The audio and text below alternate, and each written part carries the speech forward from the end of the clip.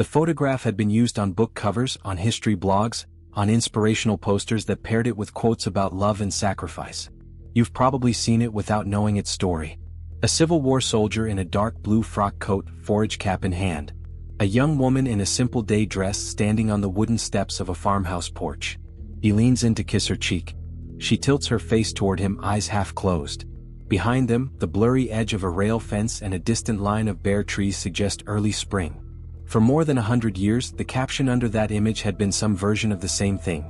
Union soldier bids his wife goodbye before going to war, 1863. It was one of those photographs people wanted to believe in.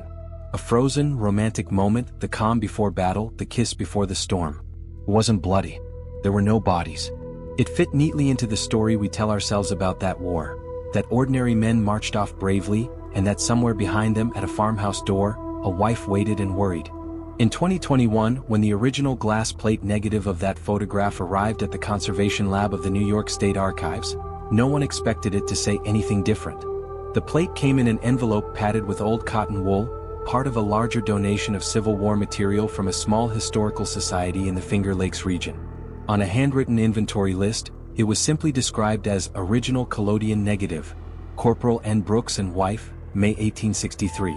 The archivists were excited mainly because original negatives of that era were rare. Most had been broken, reused, or lost when studios closed. Conservator Laura Chen slid the plate gently from its sleeve and held it up to the light. The reversed image was faint under a yellowed layer of varnish, but she recognized it at once. The pose, the angle, the pattern of the porch floorboards.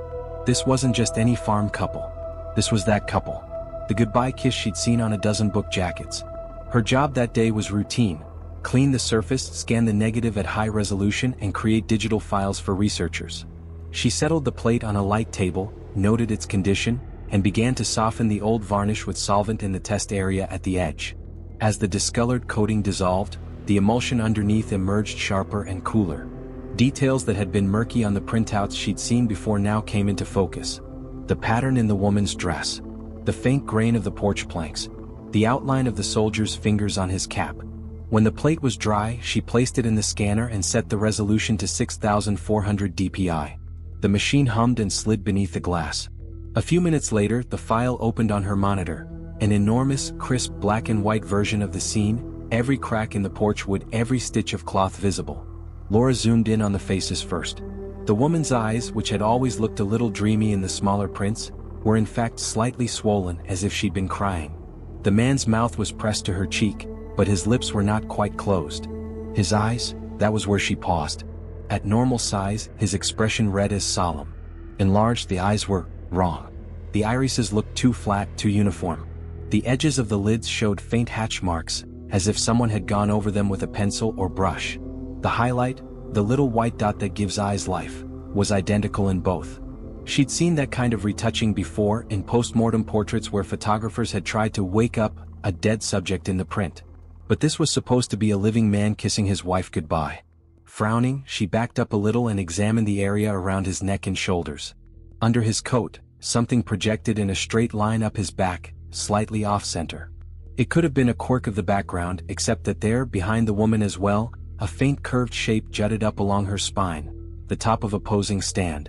In early photography, those stands were used to keep people perfectly still during long exposures. You see them most often in studio portraits. It wasn't surprising to find one here. But in the clean negative, the stand behind the soldier extended higher than usual, a kind of fork shape cradling the back of his head just out of view. The line of his body from hip to shoulder was rigid, not the natural lean of a man stepping toward a loved one, but the tilt of something supported. Laura switched the view to invert the tones, a trick conservators used to see through retouching. In the negative version on her screen, the brushwork around his eyes was even more obvious. So was a faint, almost invisible line just under his collar, where the skin of his neck, instead of shading smoothly, broke into a slightly darker band. It looked, she thought, with a prickling at the back of her neck, like a bruise. She checked the edges of the plate. Along one side, just outside the image area, the photographer had scratched into the glass with a needle. Brooks, wife, farewell, April 4th/63.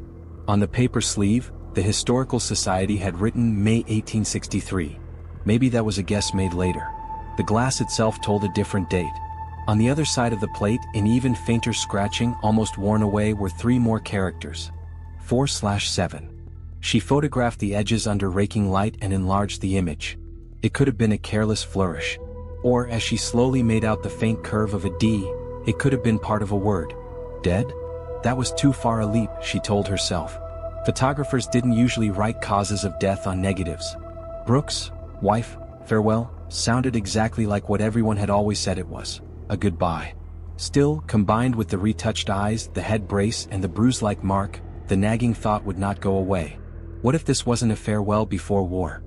What if it was something else? Laura took a breath, saved the files, and walked down the corridor to the reading room. The New York State Archives where she worked didn't just hold photographs.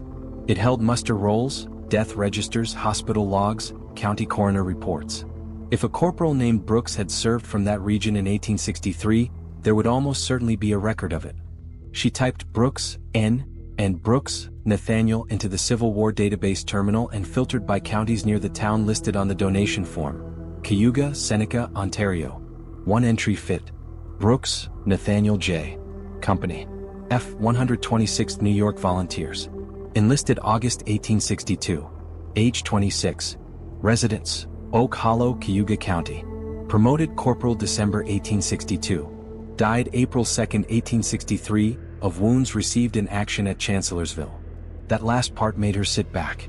Died April 2, 1863. The negative inscription she just photographed said, "Farewell, April 4/63. The photograph, if that date was accurate, had been taken 2 days after the Army's own records said Corporal Brooks was dead. There were possibilities, of course. The inscription could have been mis-scratched years later from memory. The muster roll might have used the date of the letter that notified his family rather than the date of death. Civil War paperwork was not always precise. But what if the inscription was right?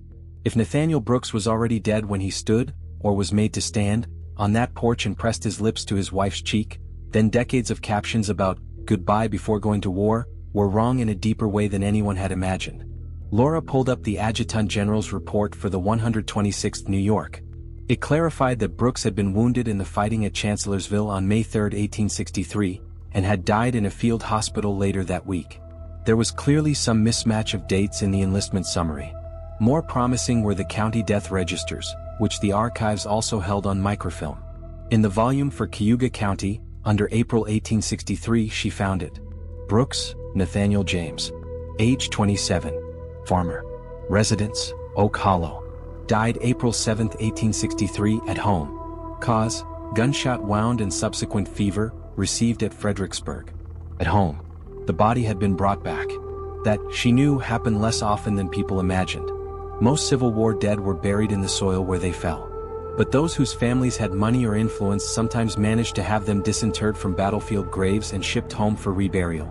The dates lined up in a new, unsettling way.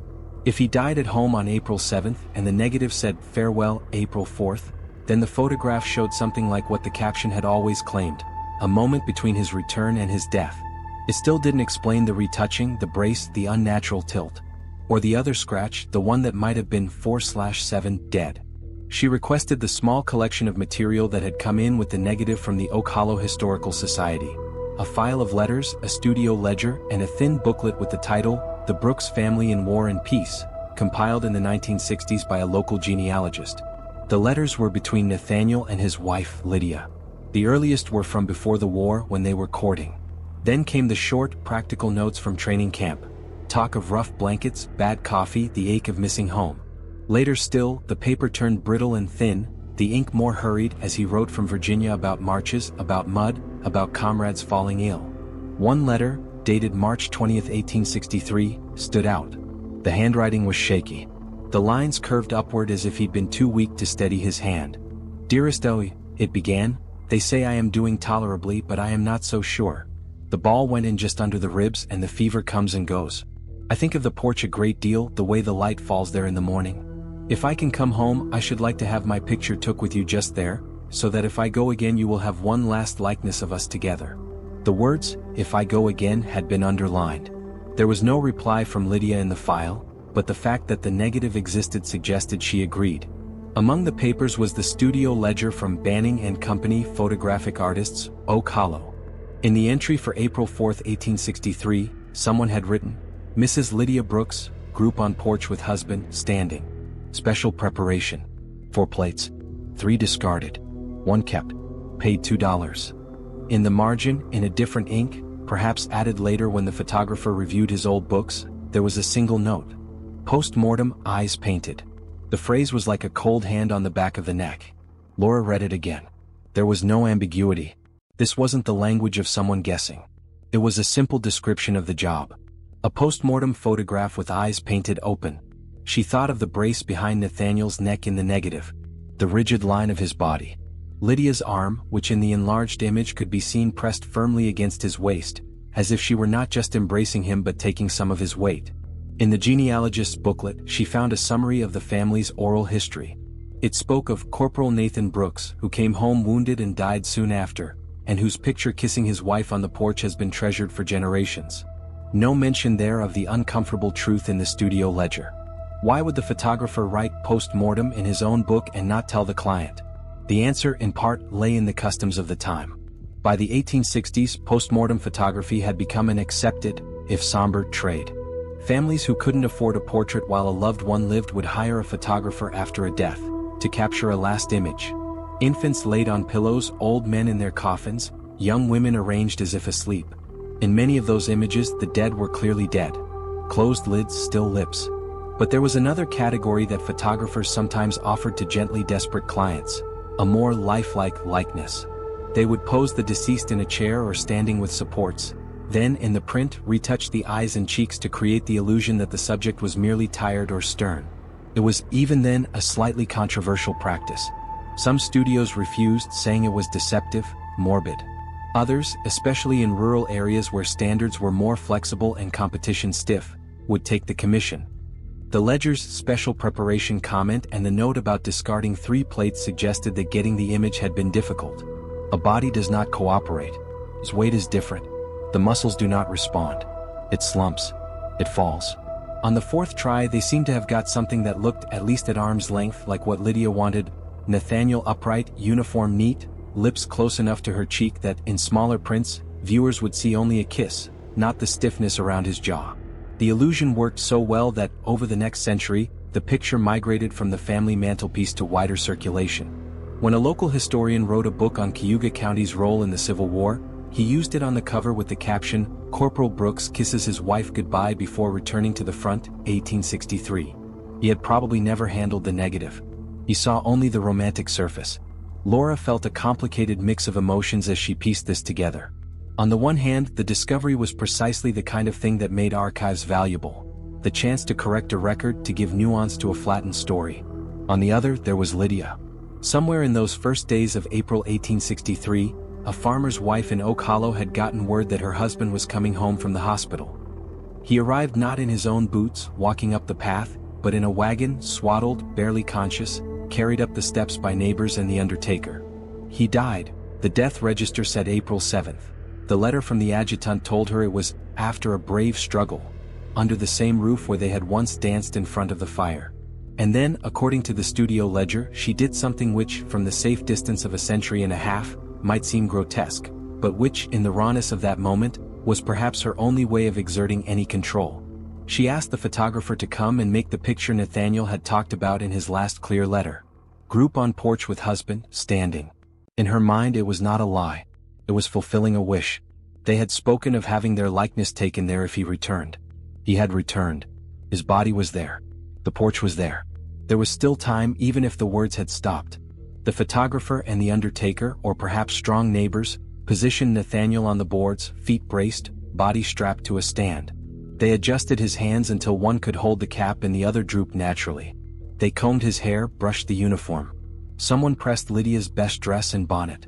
The exposure time would not have been very long. By 1863, emulsions were faster. But for those instants while the plate drank light, everything would have had to be still. Lydia, her arm around a waist that did not respond, her cheek turned to lips that could not purse, had to hold her breath and her nerve. The painter or retoucher, later in the studio, added the catchlights to eyes that saw nothing and firmed the line of a mouth that could no longer do anything but sag. He might have told himself it was a kindness. Laura thought of the photograph's later life. How Lydia must have looked at it in the weeks after the funeral. How much of the artifice she saw and how much she chose not to see. How children and grandchildren grew up with that card in the parlor being told, "That is your grandfather saying goodbye before he went back to the war." In a way it was true. He had wanted to stand there with her, to mark that spot as the last point of being us rather than him somewhere else. Death had cut that short. Art stitched a semblance of it together. When the county historian had approached the family in the 1890s for images to illustrate his book, someone in the Brooks line had handed over the only photograph they had. They may have known its real origin. They may have decided the tidy version was easier to share. What then should the archives do with this new information?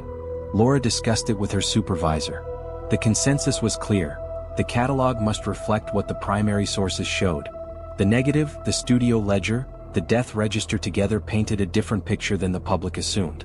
The entry for Corporal N. Brooks and wife 1863, which had once read "Farewell Before Battle," was amended. Standing portrait of Corporal Nathaniel J. Brooks, 126th New York Volunteers, and his wife Lydia, on the porch of their home in Oak Hollow, Cayuga County. Inscription on negative reads, "Brooks, wife, farewell, April 4th/63. Studio ledger of Banning and Company describes this image as a post-mortem photograph with retouched eyes, taken at Lydia's request after Nathaniel's body was returned home from a Civil War field hospital. For many years reproduced as a goodbye before war scene. The archives decided to include the photograph and the story of its reinterpretation in a small exhibition on Civil War memory. They also reached out to the last known Brooks descendant in the area, a retired schoolteacher named Mark Davis, whose grandmother had been a Brooks. He came in one afternoon in November, hat in his hands, a little wary of what they might tell him. He had known, as many local families did, that an ancestor had died in the war. He had heard mentions of a goodbye picture. He had never seen the original negative, never read the studio ledger. Laura walked him through the evidence. He studied the enlarged scan of the photograph on the screen, leaning close until his breath fogged the glass. Then he stepped back and rubbed his face. "So all those years," he said slowly, Gran saying he kissed her and then went back to the fighting, he was already gone. Laura chose her words carefully. "He was already dying when he came home," she said. "The records are clear on that. But I don't know if we can or should say that Lydia's story was a lie. He wanted a picture with her on that porch. She made that happen the only way she could. The camera doesn't show the whole truth either way." He was silent for a long moment. Finally he nodded. "I think," he said, "I'll still tell my grandkids this is Nathaniel and Lydia saying goodbye. I'll just make sure they know he never got to go back. That the war had already taken him. That might be important in its own way." He asked for a copy of the high-resolution file and, somewhat to Laura's relief, did not object to the archive updating its public description. In the exhibition, the photograph was mounted with two captions. The first, in larger type, read as people expected. Corporal Nathaniel J. Brooks and his wife Lydia on the porch of their home, April 1863. The second, in smaller type below, explained the deeper story. The death at home, the post-mortem practice, the retouched eyes. It ended with a single sentence. For a century, viewers saw a living soldier kiss his wife goodbye. The negative shows a wife kissing a man the war had already claimed. People lingered there more than they did in front of some of the bloodier battlefield images. Perhaps because, in the quiet props of domestic life, the sagging porch, the bonnet strings, the familiar geometry of two bodies leaning together, it was easier to imagine themselves. We like photographs to tell us simple things. Here is a face, here is a moment, here is what it meant. We like the idea that an image can catch before, and let us stand safe in after, looking back. But history, like photography, is often an act of editing. It depends on what we know, what we choose to see, and what we decide to repeat. For decades, the Brooks porch picture had offered a comforting scene of courage and continuity. The discovery in the negative and the ledger did not destroy that entirely, but it complicated it in a way that made some people uncomfortable. It suggested that the line between life and death, between goodbye and aftermath, is not as tidy as captions might make it. It reminded us that war rarely grants neat farewells at station platforms or farmhouse steps. That most partings are messy, painfully incomplete. That the stories we tell to fill those gaps, of brave kisses and clean departures, may say more about what we need than about what happened. Yet, in Lydia's decision to stand there, to take Nathaniel's weight one last time, to hold still while the glass drank in their shapes, there is a different kind of bravery. She knew more intimately than any caption writer or genealogist that he was gone. She chose to mark the fact that once, on that porch, they had been together in a way no one else ever would be. She left, in silver and light and the faint scratch of a photographer's needle, a message that took a century and a half to fully read. He did not kiss her goodbye and stride off to war. But he did, in the end, keep his promise to stand with her there. And that truth, sadder, stranger, more human than the poster version, is the one that now waits quietly for anyone willing to look a little more closely.